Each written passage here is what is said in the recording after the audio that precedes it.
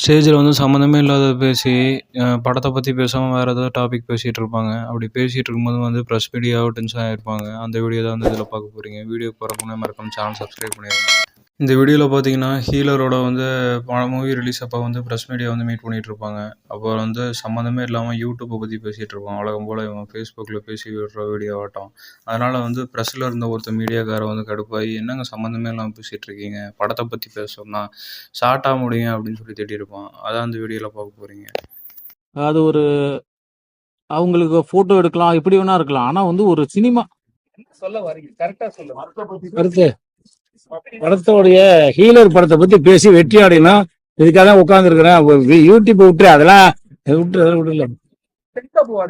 நீ படத்தோட படத்தை பத்தி பேசு. ஆமா, நீ படத்தை பேசு. உடுப்பா, அது எல்லாமே அதுல அது வேணாம், அது வேண்டாம். படத்தை பத்தி பேசு. காத்து